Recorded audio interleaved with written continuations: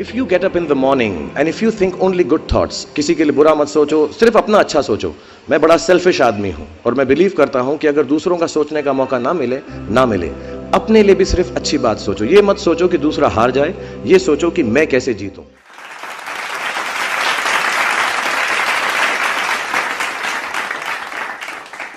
जब मैं सुबह उठता हूँ तो यही सोचता हूँ कि जो मैं करने जा रहा हूँ उसके अंदर कोई अच्छी बात है या नहीं।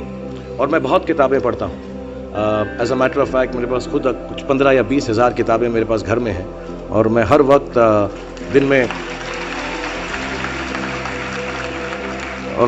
3 किताबें एक साथ पढ़ता हूँ।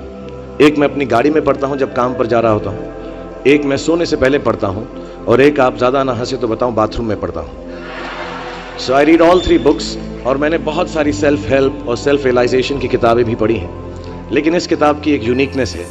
हर किताब यही कहती है कि अच्छा सोचो, अच्छा दिमाग में लाओ, अच्छी विचारधारा रखो, लेकिन ये किताब के अंदर बताया गया है कि किस तरह वो विचारधारा आपके अंदर उत्पन्न हो सकती है। How can this be created from the inside. And the second unique quality of this book is कि ये सब कहना बहुत अच्छा है कि अच्छी विचारधारा रखो, लेकिन हमारे अराउंड इतनी नेगेटिविटी रहती है, हम हमेशा बुरे ख्याल इंसान को बहुत जल्दी आ जाते हैं।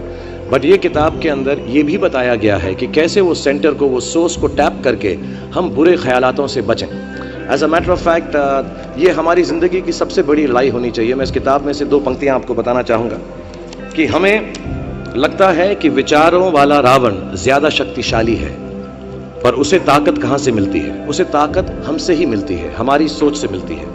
इस किताब में उस सोर्स को कंट्रोल करना सिखाया गया है।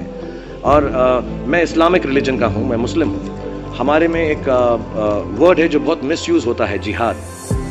जिहाद का भी थॉट प्रोसेस बिल्कुल यही है कि हमारे अंदर जो बुरी सोच है उसको कॉन्कर करना, उसके लिए लड़ना, उसे जिहाद कहते हैं। बाहर सड़कों पे लोगों को मारने को जिहाद नहीं कहते। 2-3 बातें और कहूँगा लोगों के बारे में जिन्होंने मुझे यहाँ पर बुलाया है, इनसे मेरी मुलाकात हुई और बहुत अच्छा लगा मुझे। जैसा मैंने कहा कि सुबह उठते ही अच्छी थॉट सोचो। इस किताब में 2-4 लाइनें और ऐसी हैं जो मुझे लगता है हमको सोचने पर मजबूर करती हैं। If you get up in the morning and if you think only good thoughts, किसी के लिए बुरा मत सोचो, सिर्फ अपना अच्छा सोचो। मैं बड़ा सेल्फिश आदमी हूँ और मैं बिलीव करता हूँ कि अगर दूसरों का सोचने का मौका ना मिले, अपने लिए भी सिर्फ अच्छी बात सोचो। ये मत सोचो कि दूसरा हार जाए, ये सोचो कि मैं कैसे जीतूं। It's only a way that you can turn around the same thought. Because as this book says, विश्व में किसी भी चीज के भौतिक निर्माण से पहले उसका विचारों में निर्माण होता है, which is true. I believe all things created in this world are created by our own thoughts. जो विचार होश और जोश में किए जाते हैं वे ही हकीकत को बदलते हैं। दुनिया वैसी नहीं है जैसा आप सोचते हो, दुनिया वैसी है जैसे आप हो। सो जो भी आपको कभी कभार दिल में आता है कि ये इंसान में से अच्छाई नहीं कर रहा है, ये घटिया है, ये बुरा है, ये जो सिचुएशन है अच्छी नहीं है, as a matter of fact अगर आप अपना नजरिया बदल के रात को सोने से पहले उसी आदमी के बारे में उसके पॉइंट ऑफ व्यू से देखें, उसी सिचुएशन को एकदम नेगेटिविटी के बिना देखें, तो आपको मालूम पड़ेगा कि सिचुएशन इतनी बुरी नहीं है। आपके अराउंड जो लोग हैं, दोस्त हैं या दुश्मन जिन्हें आप समझते हैं, वो एक्चुअली दुश्मन नहीं है। So it is the way you think of the world, that is how the world will look to you, is the most important aspect of this book. मुझे अपनी भी मुझसे पूछा इन्होंने सवाल, मैंने पूरा जवाब नहीं दिया कि मैं जब छोटा था तो कैसा सोचता था। मैं सोचता था कि इतना बड़ा स्टार बन जाऊंगा। आई रिमेंबर मैंने टीवी में एक सीरियल किया था, आप लोग शायद बहुत सारे यहाँ पे छोटे इन्होंने देखा नहीं होगा, एक फौजी सीरियल किया था मैंने। एंड पहली बार जब मैं सड़क में जा रहा था तो मैंने देखा 2 औरतें 3 व्हीलर में हैं और सडनली उन्होंने मुझको देखा। मेरा नाम उस सीरियल में अभिमन्यु राय था, फौजी में। और सडनली उन्होंने मुझे देखा और मैंने नोट किया कि उनके मुंह पे इतनी बड़ी मुस्कान आ गई है मुझे देखते ही कि हाय शाहरुख शाहरुख, ऐसा करके वो चिल्लाने लगे। And to me the greatest moment in my life and the greatest desire in my life became कि मैं लोगों को मुस्कुराने की रीजन दे सकूं, उनको मुस्कुराने का रीजन दे सकूं। तो जब मैं मुंबई आया, जैसे जवान लोगों के थॉट्स होते हैं कि मैं बहुत पैसे कमाऊंगा, बहुत नाम कमाऊंगा, बड़ा घर करूंगा, मेरे दिमाग में 2 मेन चीजें इन सब मटेरियल चीजों के पीछे थी। आज मेरे पास अल्लाह के फजल करम से सब है, लेकिन इन चीज़ों के पीछे, ये गाड़ी मांगने के पीछे, घर मांगने के पीछे, और मुझे लगता नहीं ये बुरा है। I think all of you should imagine all the good material things that you want, but behind them they were two good thoughts. One, मेरे माँ बाप की डेथ हो चुकी थी एंड मेरे दिल में एक ही अरमान था कि अगर मुझे कोई बड़ा फिल्म फेयर का जैसा अवार्ड मिले तो वो मैं अपनी माँ की याद में अर्पित कर सकूं.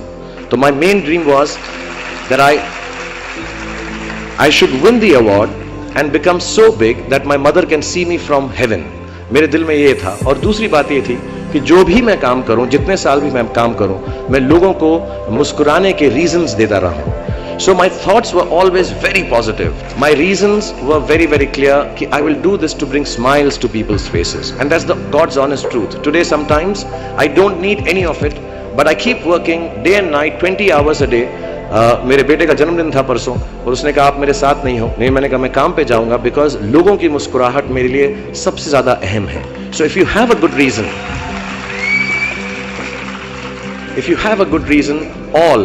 all your thoughts and beliefs and everything that you want in this material world will come through.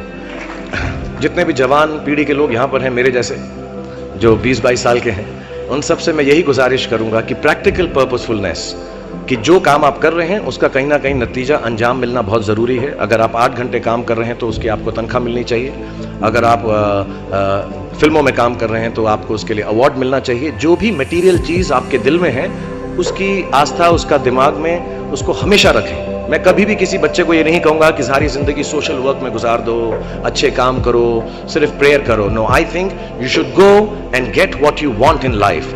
All the material things. You should have a big house for your family. You should have a good car for your elder parents. You should be able to educate your sister and your daughter to the best possible way that you can. Please do all that. But somewhere in your heart, remember that each job that you do, जो भी कार्य आप करें, जो भी काम आप करें, उससे कहीं ना कहीं ह्यूमैनिटी का कुछ ना कुछ पॉजिटिव होना जरूरी है. कहीं ना कहीं पर उनका बढ़ावा होना जरूरी है. If you keep that thought in mind, मैं भी आपको बताऊंगा, कुछ लोगों ने स्टीव जॉब्स के बारे में सुना होगा. अभी रिसेंटली उनका देहांत हुआ. उनको कैंसर था, पैनक्रियाटिक कैंसर था. एंड उन्होंने एप्पल कंपनी सबसे बड़ी कंपनी मानी जाती है दुनिया के अंदर आजकल. उन्होंने अपने अंतिम समय में 6 महीने में रियलाइज किया कि जब भी मुझे मालूम पड़ा कि अब मेरी मौत करीब है, मुझको फेलियर और सक्सेस दोनों का डर या उससे खुशी खत्म हो गई. मेरे दिल में सिर्फ एक ही बात थी कि जब भी मैं कोई चीज बनाऊंगा, कंप्यूटर बनाऊंगा या कोई भी गुड बनाऊंगा, उससे इंसानों का, ह्यूमैनिटी का क्या फायदा होगा. So I want to tell all the youngsters, please do whatever you want to do in terms of being well off materially, but somewhere keep a spiritual thought that the world should be a better place because you are born in it. बुरे लोगों की संगत करके अगर व्यक्ति बिगड़ सकता है तो अच्छे लोगों की संगत करके बन भी सकता है साहब.